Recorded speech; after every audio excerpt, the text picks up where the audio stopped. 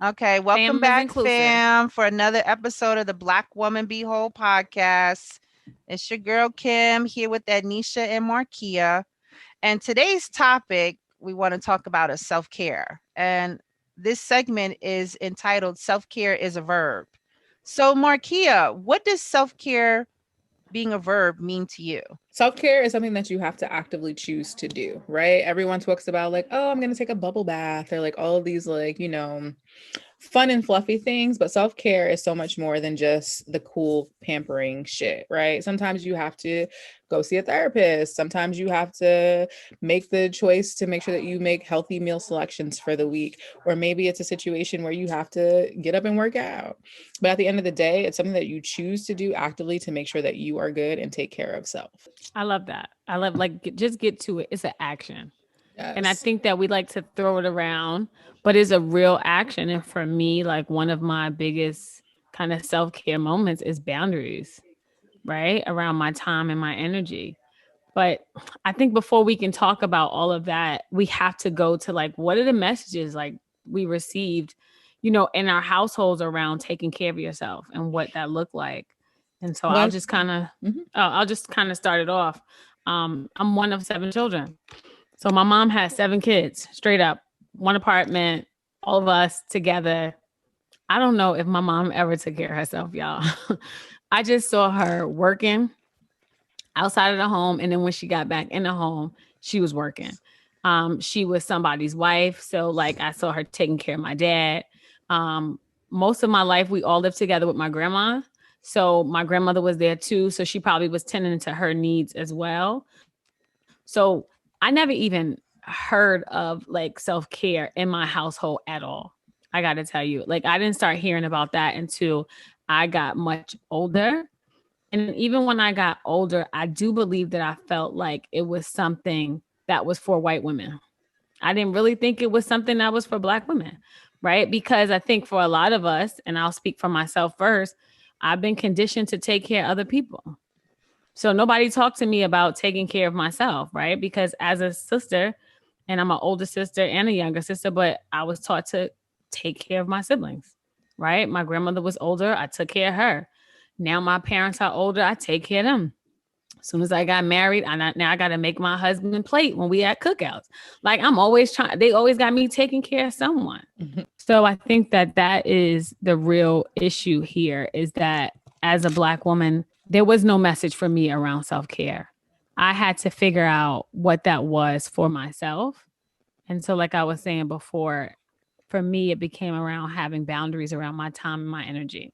Because if I allowed it, everyone would take a piece of me. And then at the end of the day, the end of the night, I would be left with nothing, just sucked dry. And so yeah, those are the messages I received. So, Markia, what about you? I would agree. I think it was definitely, brought to us as some white people shit, right? Like, you don't need to do that. And like maybe like I would see my mom like go get her nails done, maybe, but for the most part, she did everything for herself. So it wasn't until, I had a really bad experience with like my mental health not being good and understanding like, wow, I really need to do things to make sure that I'm okay. I need to check in with me. I need to make sure that I am good. So initially, it wasn't something that was like ingrained in me, but over time, it was something that I realized was very important. It's something that I'm very protective of. So, like, I know I mentioned in the last episode, I really am into working out. That is something that I have to protect. That is something that has to happen for me to be okay and be a functioning person. If I do not do that, you will not enjoy getting to know me because it will just not be pleasant for either of us. So I need that. I don't necessarily need to go to a salon. That's not necessarily my zhuzh, but definitely a workout, definitely, time to myself are very, very important things in order to make sure that the machine that is me is able to still run without breaking down. Yeah, I think that that's important that it's really sad that we start to come to the realization about self-care as we get older. And what if we had this ingrained in us when we were younger? We wouldn't need to have like all those, years that have gone by where we missed out on that. I think for me, the message that I received about self-care was like there is none for you. You are supposed to grind and give until you are, until you look like a husk. I mean, I grew up in a very matriarchal family. You know, my mom and her sisters, they were, they were out working hard, hustling, sometimes two jobs. Auntie took care of the kids, or the older cousins took care of us. And so it's that, I think that's cultural. You know, when you come from a large family, there has to be a way to kind of be able to pass on the caretaker needs. And so everyone gets pulled into it, but mostly the women do. And I think that that's a shame because um children need all spectrums of adults to be in their lives. And I think I watched the women in my lives like really just work so hard and take on so much. And then when I see them now, it's like, oh, you deserve more, you know? And I think that that's really a sad part. And so I do have examples of what I don't want for myself as I get to that particular age range. And what that means is, what do I need to do now in order to make sure that's not my future as well? You know, that generational, just like trauma, there's generational self-care, or how you see yourself. And I think the messages that I want to pass on to my younger family members, like, take care of yourself, take care of your mental health, because it's not just for yourself, it's for your community, right? Like self-care, community care, that's the kind of thing we talk about. So my relationship to self-care, going into that, um, I think being very vocal about my needs and, saying no, going back to boundaries. I was always a yes person and I would just fit it in, right? Like, okay, I said yes to four things and then my job is to like make it work. And so I was exhausted just trying to meet the needs of family and friends and lots of family. And, this person needs me. Oh, got to loan someone this money and blah, blah, blah. So I think the best thing I could have done for myself is like saying no to things, not saying yes so quickly, right? Yeah, I think that so what I want to point out, Kim, is what I hear you saying is that you have to be very intentional about it because of the messages that you received. You know, you can kind of get caught up and start taking care of people again and saying yes to people and not really thinking about yourself. So I'm really glad that you brought up that part, because I realized that this is this has to be intentional for whoever decides to, make self-care a part of your life. You have to be intentional about it. And so for me, I've been really intentional about those boundaries coming from such a large family. It's 7 grandchildren, 7 siblings. It's just a whole heap of us. And so everybody has needs. And so I've learned how to also let people know what my needs are, in a way that I think that I didn't know how to do before, because I just thought that I just had to make sure everyone else was okay. And eventually I would be okay, that I would feel good because I was able to help other people. And then I started realizing that that didn't work for me, because it didn't work when I was giving and others wasn't giving back. So I had to have those boundaries and I had to start to say no. And I had to learn how to communicate my needs and my wants to people. So that became my self care. Um, I think now, where I am in my life, I'm just trying to figure out, when I wake up every day, what do you need, Ednesha? Like, what do you need to get through this day? And then figuring it out and doing it. Again, being intentional about it. So I'm really glad that you kind of brought up that part about being intentional. And that's my relationship to self care. I'm very intentional about it because I realize if I'm not, it may not happen. So, Marquia, are you intentional? Because I think I hear you intentional about your working out. Are you intentional about other parts of your self care as well? Yeah, I mean, like, obviously, like, I'm very intentional about my workouts, as you all both know. Like, there will be times when you want to meet, and I'm like, well, I have Brooklyn, so I'll catch you after that. I could do after 8:30 because that's when my workout ends. And that's your boundary. We respect That it. is a very hard boundary. And And we also, respect you it. both know that I am like not good with boundaries, but somehow for that, I've found all of the willpower to be like, no, I can't do that. Even with like recording these sessions, right? I was like, after I can do a fact, we can totally meet up. So I'm very intentional about that. I was able to find a therapist recently, so I do have that as a thing as well, that I'm intentional about. That's a part of self-care too, making sure that, my mental health is, somewhat together, all things considered. It is a pandemic. Or it's a panty now. Did you know that? Like, people are calling it a panty. Like, they Oh, have that now sounds found a weird. pet name Like a for panini? What is that? Oh no, I it's a can't. panty instead of a They pandemic. trying It's to a make it panty. cute. It's not cute, y'all. Right. And it's like, nothing Ain't about no this way is to dress this cute.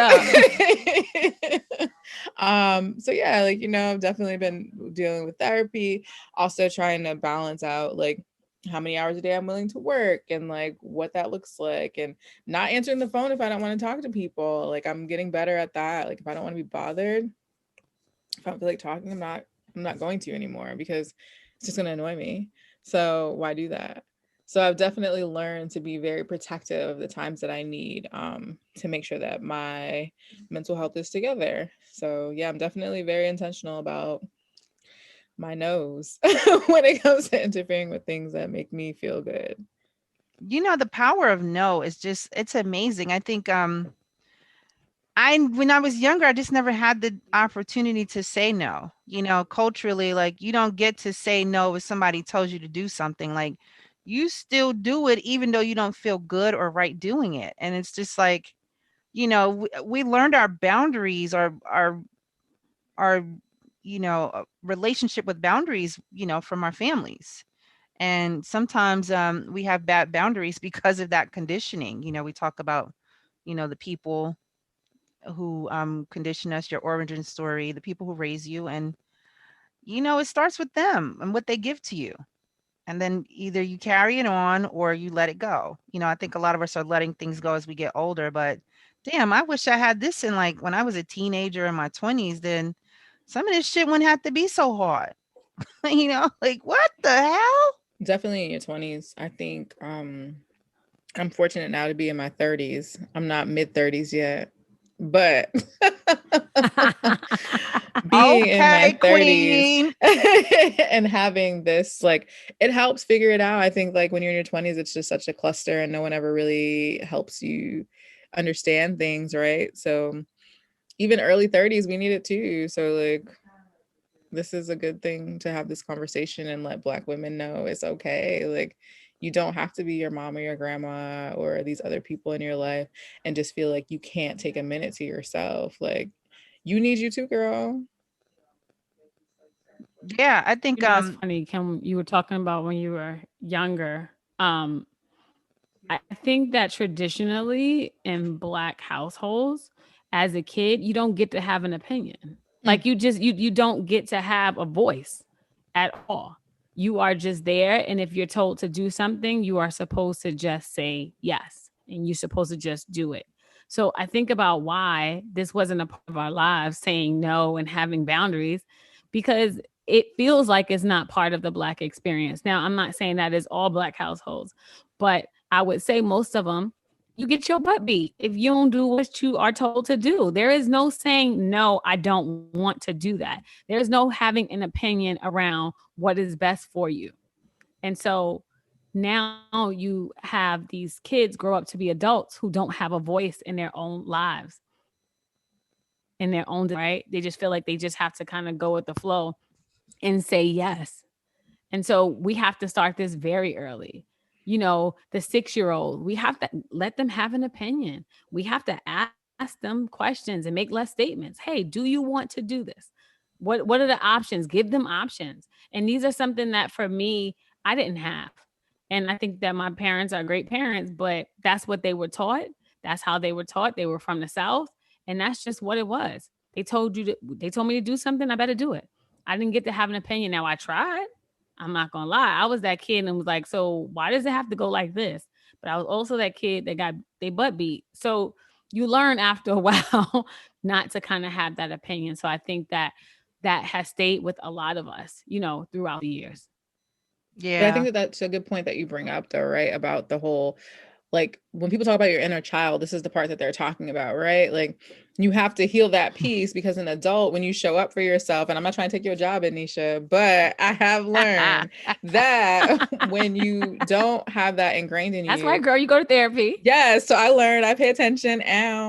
But when it comes to being an adult and having to stand up for yourself, it's very hard because you don't know how to do it. You don't have that tools and you don't have that skill set, right? So you have to learn as early as possible to be like, okay, it is okay to have boundaries, and it doesn't make you a bad person if you say no. It doesn't make you, less than if you're not able to do something. But those things get ingrained in you so heavily that if you take time off, you feel lazy, or if you're not able to do something, you feel like a failure. So it shows up in other ways, and that's when we get imposter syndrome and all these other things that show up constantly for us. But I agree, it's very, very important to, if you are a parent, make your child feel empowered to have that voice, so that when they come in those situations as an adult person, that they're able to show up for themselves. Because at the end of the day, girl, when you're not around, you're not there to help them through it. So you need to empower them and give them those tools to be successful. Yeah, and I would say also, I think it continues. It's a continuum, right? Like as we go through whatever, spectrum life stages, how are we showing up to help other people, see what self-care is about? I mean, yeah, I got my butt beat, but I was also like very oppositional. Like my aunts or like my family members would tell you, "Oh my God, you were so bad." And I was like, "No, I just didn't like want to deal with that shit. And you weren't going to change me." Like, the thing like I realize about myself is that a lot of like where I am now is a result of me not or rejecting some of the things that were trying to be pushed on to me, right? And so I was always going against the grain in some regard, and so I had to kind of develop something to be okay with that, because it's like you said, you got your butt beaten, and then eventually you learn.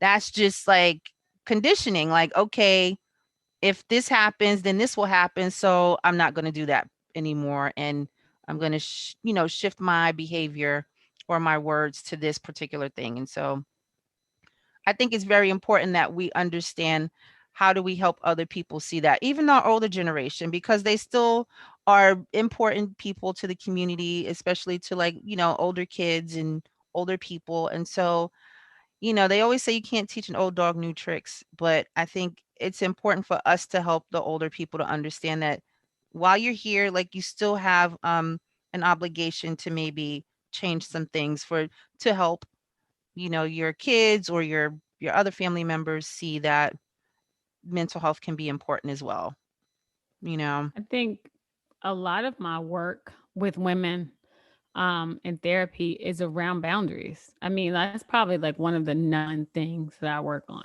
is boundaries and kind of just having a voice in their relationships. And a lot of this comes from childhood when we didn't have a voice.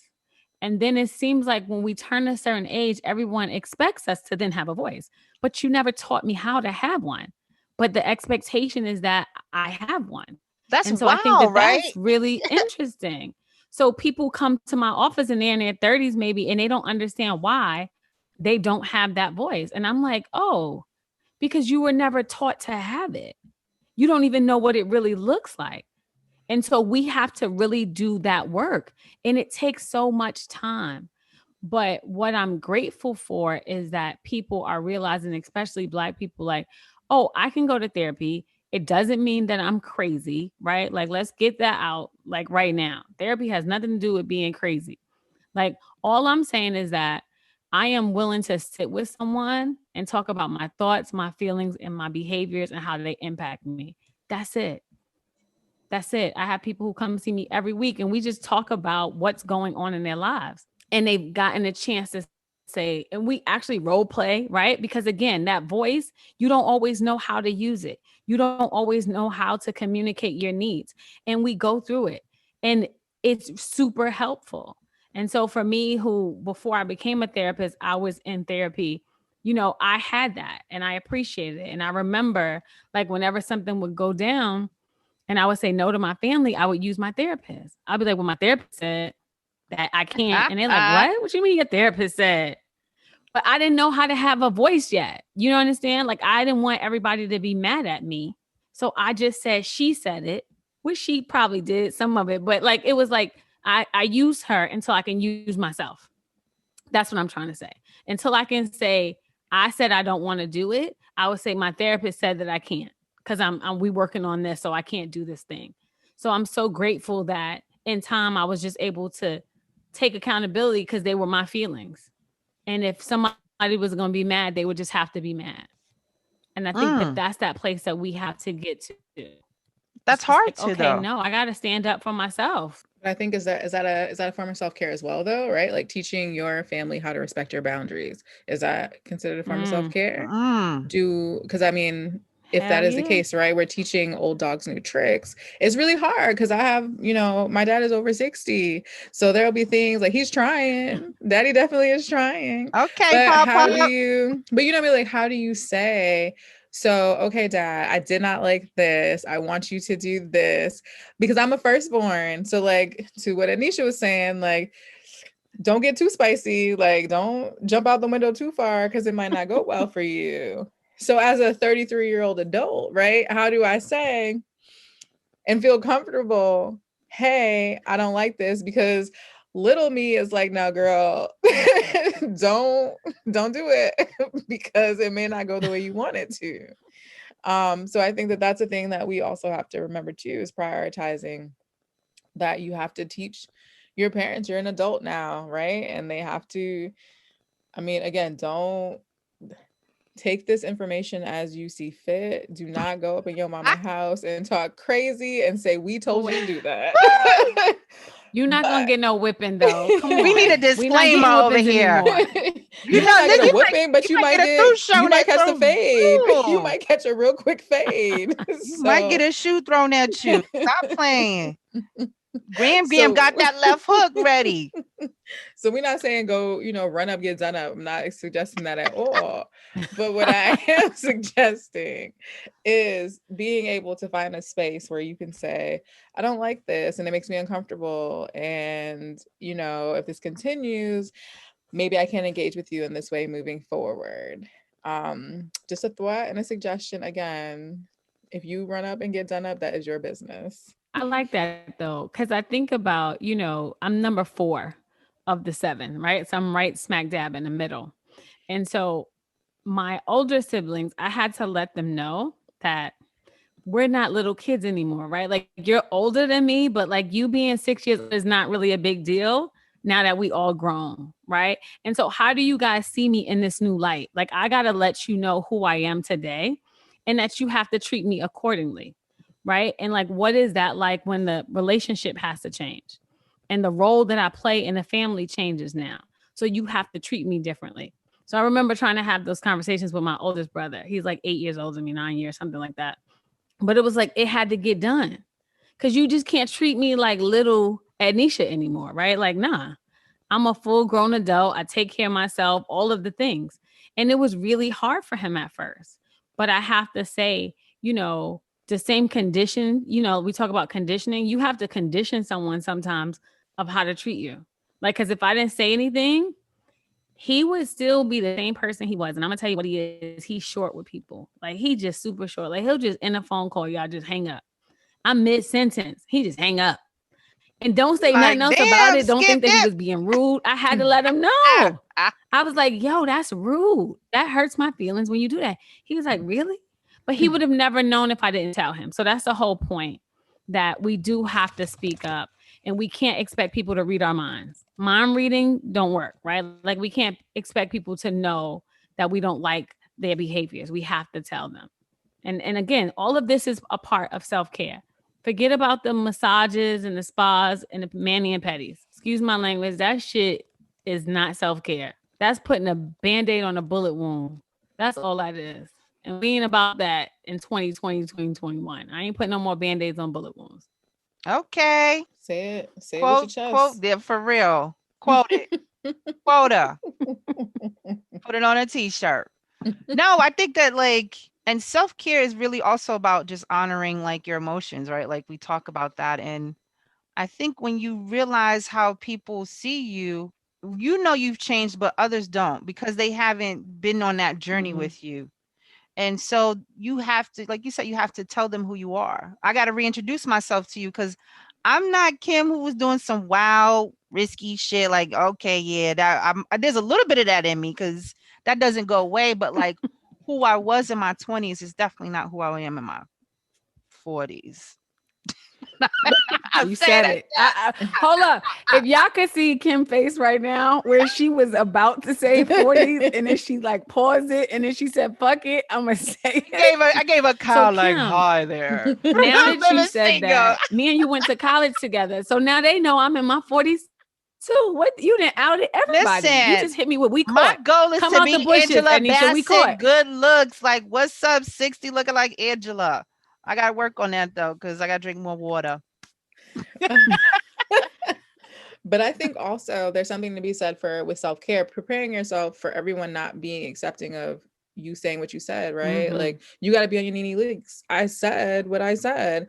And if that hurts your feelings, I'm sorry. Likely wasn't my intention. But if I told you, girl, I don't want to talk to you today because I'm having a tough day, and you still insist on calling me, this sounds very This is what you personal. get. This is what you Like, get. this sounds like you don't respect boundaries. And now you got to be outside in the cold and understand that I said what I said. And I meant it. And you might be hurt. It doesn't mean that I love you any less, but it means that I had to prioritize me. I can't keep showing up for you if I'm not good. And I think getting comfortable with that discomfort is a thing that comes along with self-care as well. Like, it's not always going to be warm and fuzzy. It's not. And what I love is nobody said selfish. Everybody said prioritizing myself. And that's the way we have to start looking at it. Boundaries, self-care is not selfish, not at all. All it is prioritizing you. And there's nothing wrong with prioritizing you. Because if I don't prioritize me, who should I be prioritizing then? Let's be clear about that. Because if So I'm you more not important? together, I can't help nobody. I can't show up for not a one person. And for me being a therapist, if I'm not together, I can't show up for my clients. And that don't work for me because I made a decision to do this for a living and I love what I do. So I got to keep my shit right in order to help other people. And I realize that. So I'm in therapy every week and it's getting expensive. She charged what I charge. I'm like, damn. But I'm in there every week. Rich nigga gang, apparently. Yeah, I mean, I think focusing on you, not feeling selfish. Like, what if every woman had the opportunity to do that? There are just so many women right now who are caretakers out the wazoo, kids, family, friends. Like, it sucks to be the person the strong friend that everybody relies on. Like, you just like, damn. I could imagine that. It could like just, or even in this pandemic, like being a mom, we know, Chanel Ooh. has lots of, things going with like having to work and, take care of Mason's schooling and his mental health. I think we'll talk about Chanel more, y'all. Y'all know who she is if you follow us on on the gram. But I think just like there are a lot of different realities. Like none of us have children, right? And so I think there's that layer of it too. And we're not all caretakers of parents, like daily caretaking or in some shape or form. And so I think there are a lot of people for whom this self-care message will never resonate with because they're so mired in taking care of everyone else that they can't even see time to find, like sometimes you can't even take a shit because the kids are in the damn bathroom with you. You're like, what is happening? You see that, you hear that story, but just like you can't even use the bathroom by yourself. Like just you don't get any time to even think about what self-care could mean for you. We know that because we've had the opportunity to invest in that for ourselves. And I think that, if you are listening to this and you are a person that's taking care of everyone or being pulled in a million directions, please take it from someone that has had a mental breakdown, literally. Catch yourself. If you feel like it's getting to be too much, if it's feeling it's getting to be too hard, you need to put that hard pause. Because when the shit really hits the fan, no one around you is going to know what to do because they're used to you fixing it every single time. And they're going to look at you like, oh girl, could you please put yourself back together because I don't know how to help you. And it's not fun. And it's a really lonely and like weird feeling to ultimately see yourself outside of yourself and be like, wow, like I couldn't even pull myself together for me. How am I showing up for all these other people? You don't want to get to that point of having that reality and that wake up call. So put that hard pause. They'll be okay. I promise you, they'll figure it out. Most people are very, very smart. And if they're not smart, Google is right there. They'll figure it out. But don't wait until you just don't have control anymore because it's It's not worth it. It's not. Yeah, I mean, you're talking about prevention, like just so we don't get to that point, because that's how you build good mental health and also relationships and managing expectations of relationships so that people know how to be in relationship with you. Um, and a lot of us don't have, like you said, Ednesha, the tools to deal with that or to express that in a way that's healthy, respectful, but also, you know, in a way that people can understand that this is what I need from you. Yeah, definitely. But I think that that's why we are such self care advocates, right? Black women be whole, because we want Black women to realize you got to take, like Marquia said, like that pause, and you have to prioritize yourself and you have to be able to communicate your needs, right, to other people. So, yes, we're talking about self care today, but we're always going to come back to that, right? Like, that's always going to be a place where we live with Black women be whole, because we think it's so important, because it's something that a lot of us never had. And so if we never we got to give it to ourselves, and we also have to give people around us. And that's what's going to become so important. They say it takes a village to raise a child. I think it takes a community to raise an adult. So you got to find your community. You have to find those people in your life that's going to respect the boundaries, that's going to respect that, hey, you prioritizing you, right? Like if I can't make it on that Zoom call tonight because I just need a moment, then it's okay. They're like, oh, yeah, do you. Like, we know you just need that time to yourself. So we're going to talk to you next week or whenever. You need to find that community. So we're always going to keep going back to self care. Yeah, I think being a self-care advocate, you got to do the work yourself, like you said, because you can't do it if you can't do it for others if you don't do it for yourself, because then it's not authentic, and it's like, well, okay, that's like somebody teaching me to drive who's never driven before. You don't even have a license. What the hell are you talking about? Like, Right. You you gotta have walk the to, talk. yeah. And I find so many people, this is not just like words on a paper or words that we're putting out there. I think believing in that and investing in that for ourselves is kind of the only way. You model it, or you work it out, so then somebody doesn't have to go through that thing that you went through. Listen, walk it like you talk it, and promise you, I'm telling you from experience, because Anisha can tell you it was bad, bro. Anisha invited me to that focus group. Like, I know I can't be your therapist, girl, but maybe this can help you in the interim until we find you somebody. Um, and you just don't ever want to be in that space where you just feel so lost and so sad that you don't even know yourself. Like, you got to do the preventative work, like Kim mentioned. Like, you just have to really take that time and be like, no, I need this for me, and that's okay. Like, it's really okay. No is my favorite word. It's a whole full sentence. I get real That's good with right. my Whole full nose. sentence. You're like, Period. you don't have to say no Period. thank you. Someone's like, can you do this today? No, I can't. End of discussion. That's They're it. like, where's the rest of it? You're like, that's it. That's it. And I may not have something else to do, but what I don't want to do is this. So I said no. But I think that's culturally, like, we have this expectation, like, okay, well, if you do this, then you're going to continue doing it, and you're like, well, how did I get here? Now I'm in a cycle and a Right. pattern of this behavior that I really don't enjoy. Like, a Nobody lot of wants to this be is that. against our will, but we don't have the language, or I think the fortitude yet, because you got to, I think Yet. therapy and doing some intentional work around what that means for you, and practicing. I think like a lot of the times you get really frightened or afraid of like what the reaction is going to be from someone, right? Like, if we tell them Mm-hmm. that, like, oh, they're going to hate me or they're going to be mad, and so we're always thinking about what someone is going to think of us, versus like, well, what if this thing was a thing that needed to be said for the both of us to like grow. We skew towards the negative a lot in terms of things, or we may have seen something that would say, well, if I do this because I've seen such and such go off on the other such and such, you're like, okay, maybe I don't want to do that. So Don't let nobody shake you. Don't be scared. Right. Don't be That's scared. it. don't be Scared the scared. dog.